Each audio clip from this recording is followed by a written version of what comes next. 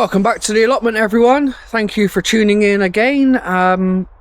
Beautiful day today in March, and today's video we are going to run down the rainwater harvesting system.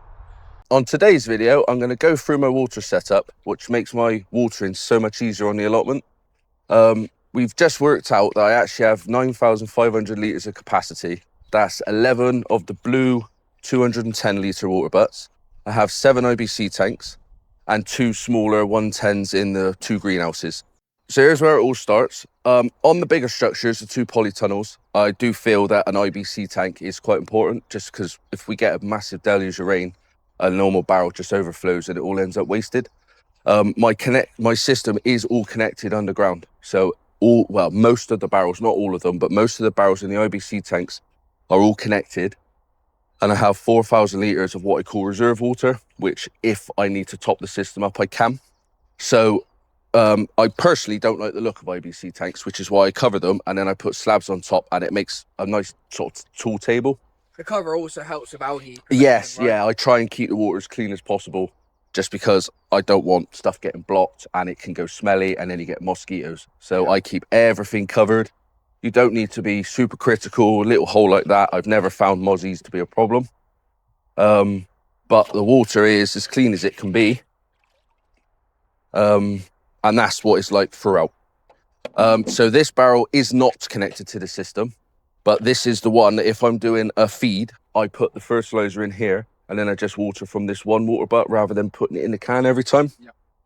I have water collection in all the structures. So in that polytunnel, there's just that one barrel. In the other polytunnel, I have an IBC tank.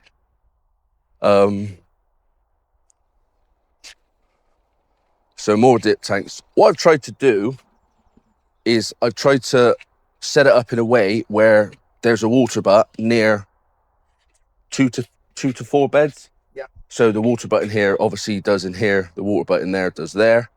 Again, you don't need an IBC tank on something as small as a greenhouse, but I had them, I was able to get them, so why not? As you can see, that water butt is also connected to the system. That does these 4. Yep. Over there. The one on the chickens.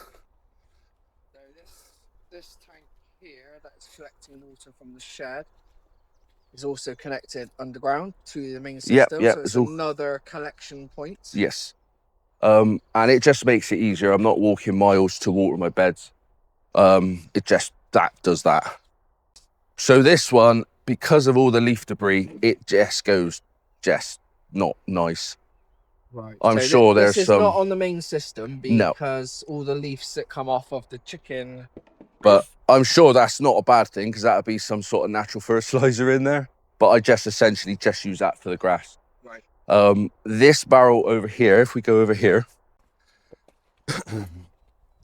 this barrel is quite an important one. Okay. Again, I try and keep it all sort of netted through mesh. I don't want loads of rubbish in my tanks. You can see a little bit weird because I have a ball cock in here. But if I quickly just whip round here and turn this on.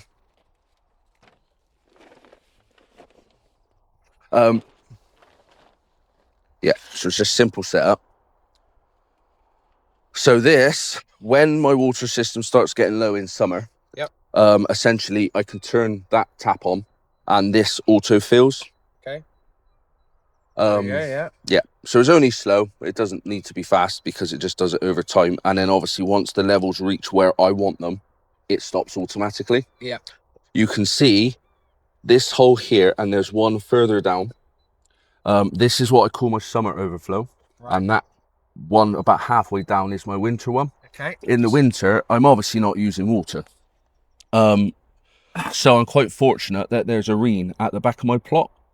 So in winter, I turn this one on and it drains my system down to there.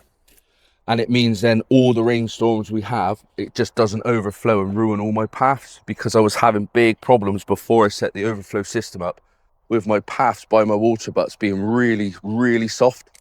And I just couldn't figure out why until I was down here in a big storm one day and just saw hundreds of litres of water coming out. So I set up the overflow system, but like I say, I have got somewhere to put it because there's a ream just on the other side of that fence. Yeah. But this is a good setup. I do pump a lot of water, perhaps go through our pumps at one point, because I've had to do a lot of experiments with pumps and I found the ones that I like. Because where I have so many barrels and so many IBC tanks, if I do a full water on both plots, believe it or not, I come back the next day and the level's only dropped by about 25 mil. But as summer goes on, especially last year, and there's just no rain, it's not filling back up. So what I then do is I pump water out of one IBC tank into another and shut that one off to reduce the area so I can fill it back up, because really I need more than half a barrel to water. So like this one does these 4 beds. So yeah, I just try and keep it topped up that way. And the reserve water is these tanks behind. These are not connected to the system other than obviously the connection to go in there through the bullcock. So essentially, these are storage tanks. Yes. When the main system gets low, you turn on this isolation valve. Yeah. And that then links underground via hose pipe. Yeah. Into that barrel. And just tops the system up. The whole system up, because as you all know, water finds its level. So if you've got 3 tanks at varying heights connected underground or via a pipe, they will all find their level.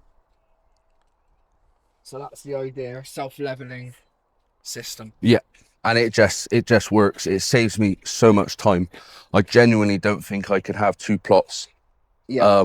No, that's good. Because of the water, and in summer it would be just too much for me to do on my own. Yeah. Now the reason why this has a bullcock on it, if it didn't, because that tank is actually higher than that barrel, essentially what would happen is the barrel would keep overflowing until the level inside this IBC tank matches the level of that, which will effectively just waste water. Be down to 25% in that IBC tank. Looking at the levels from sort of this angle, you can sort of see it's certainly a lot higher.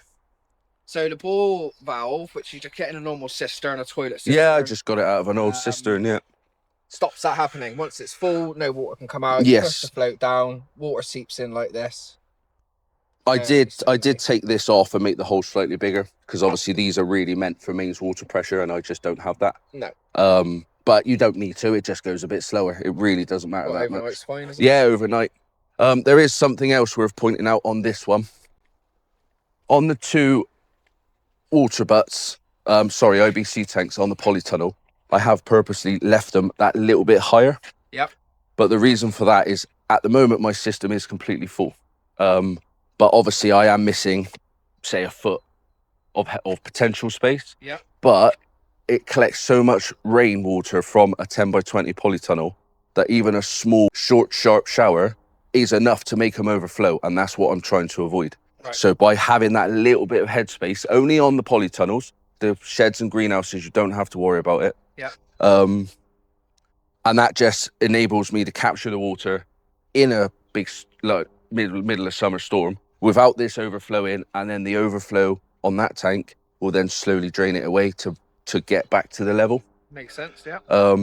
But yeah, other than that, that's my only real consideration. But that's only on big structures. You don't have to worry about that on smaller ones. Yeah.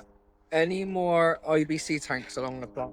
Oh yes, I'm not a big fan of the IBC tank looks, so I've tried to sort of sneak them in wherever I can.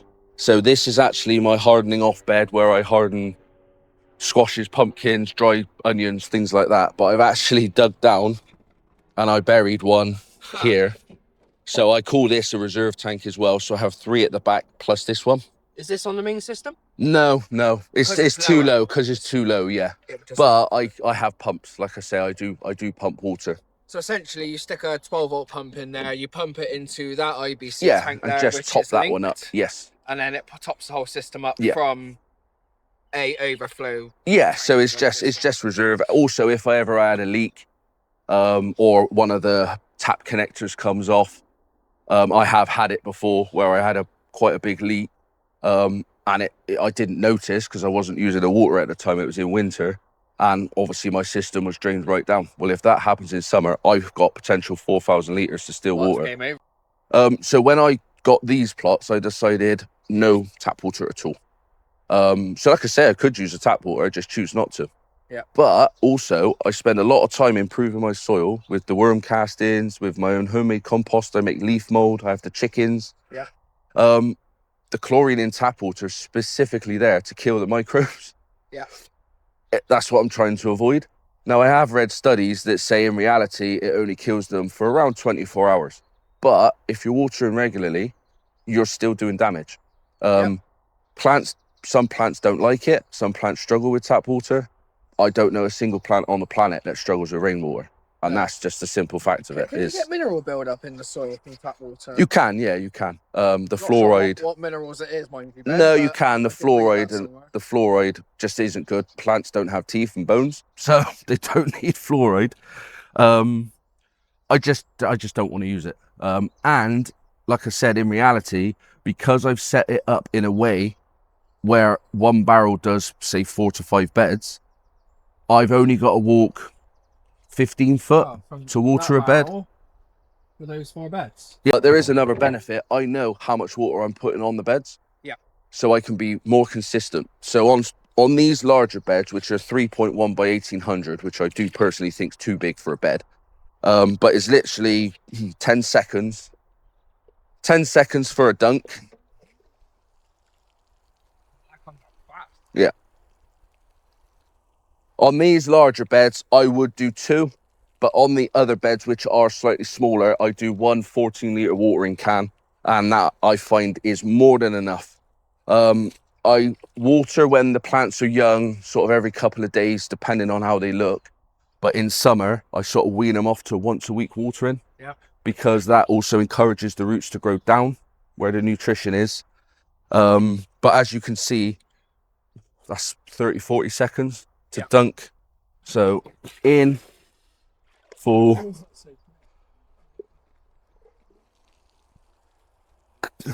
Because the other problem I found with hose pipes, if you are lucky enough, I know some sites do allow you to use hose pipes to water your crops. But frankly, it's quite boring watering with a hose pipe.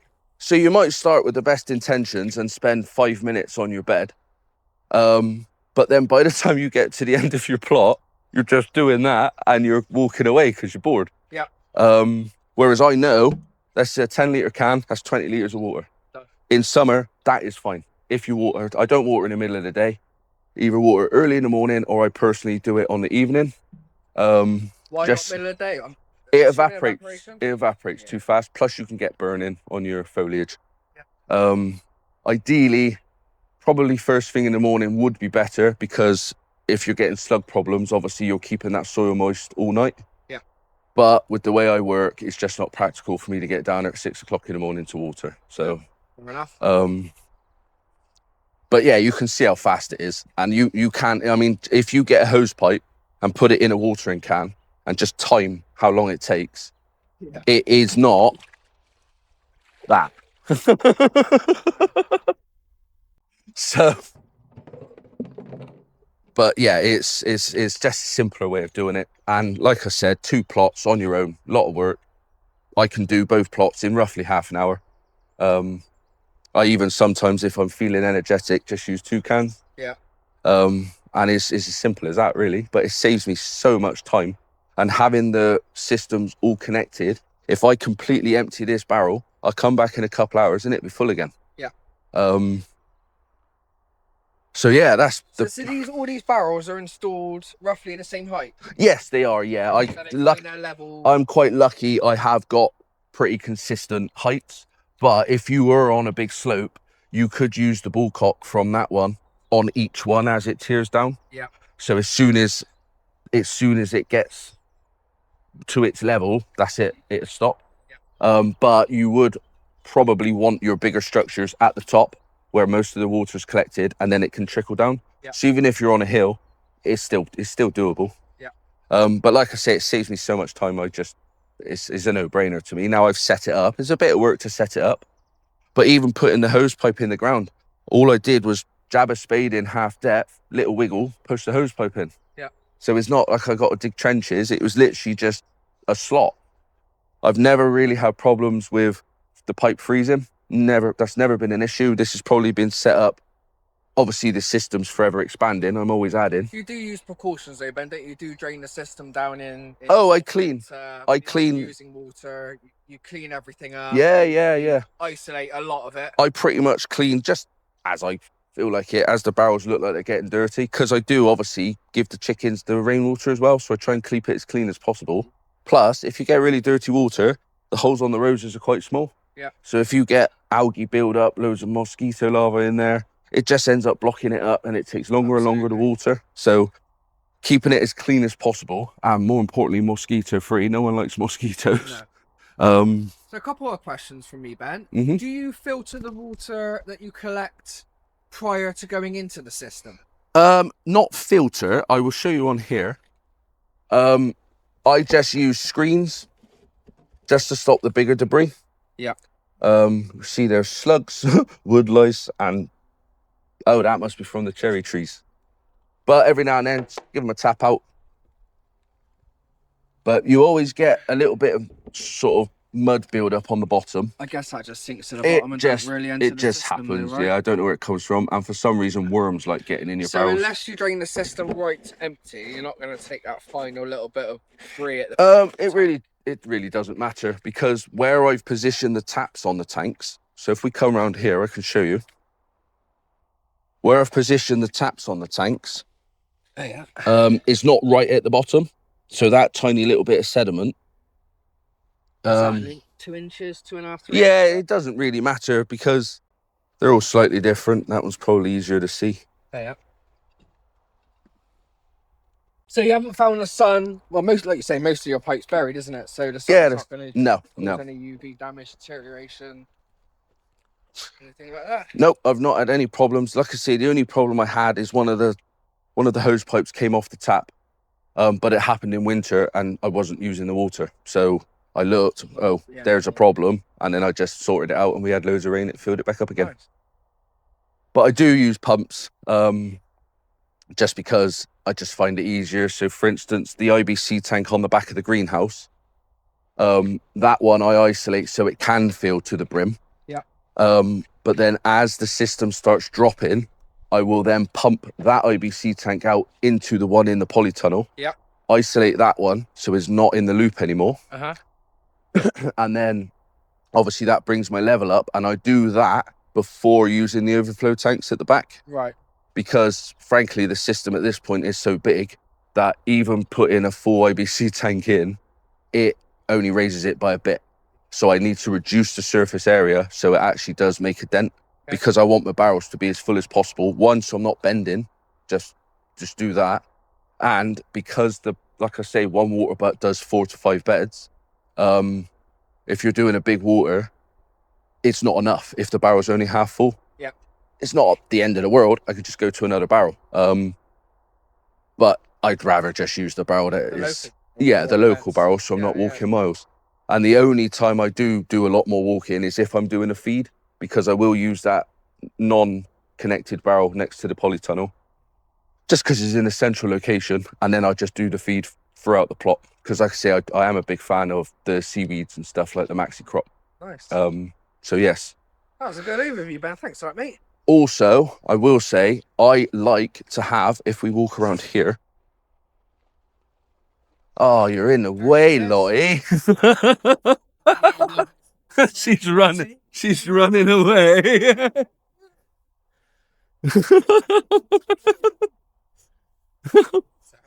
She gets around very good, she, man. She does, yeah. So I like to have water putts inside. Yeah. This one needs a little top up, but it stores the heat in the day. Yeah. So it acts a little bit like a radiator at night. So on a lovely day like today, let's have a quick look. This is 26 degrees in here, and that's with the door open all morning. Yeah. So that is essentially gathering some of that energy, and then at night, it lets it go. And I remember probably 10 years ago, we had a really late frost in April.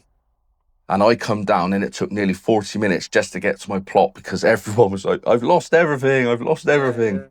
And I went into my greenhouse. At the time, I never had the polytunnel. Yeah, I might have got confused then, but yeah. And at the time, I had all my seeds on the bench in that greenhouse, and the water butt was next to it. But it was a lovely sunny day on that particular day. And then on the night, we had a big sharp frost. I didn't lose a single plant. Yeah. And the only reason I put that down to is the water butt next to where the seeds were. Well, personally, Ben, I think we got more frost coming. Yeah, no, we definitely have. We've got another one tonight. It's going to catch a lot of people out. Yeah, it's been so mild. Yeah, it always does. There you go. But that's how you learn. We hope you enjoyed that walk around, everyone. It was just a brief intro today to give you an insight into how much water we store, how it's kind of connected. There's still a lot more to see, including how Ben pumps the water around the plots when things start getting low. Is there anything else that you want to add to that, Ben? I will say it is a very large system, and people have said it's over the top. But with last year's record-breaking summer, I reckon I had about 500 litres left. Wow. Right at the end before the rains come. So I am glad I've done it the way I've done it, and it's sensible. And bearing in mind, this is for 2 full-size plots. Yeah, don't use any tap water at all. Nice. Well, we hope you like that intro, everyone, and please share, comment and subscribe if you want to see more. See you on the next one, everyone. Bye. Bye.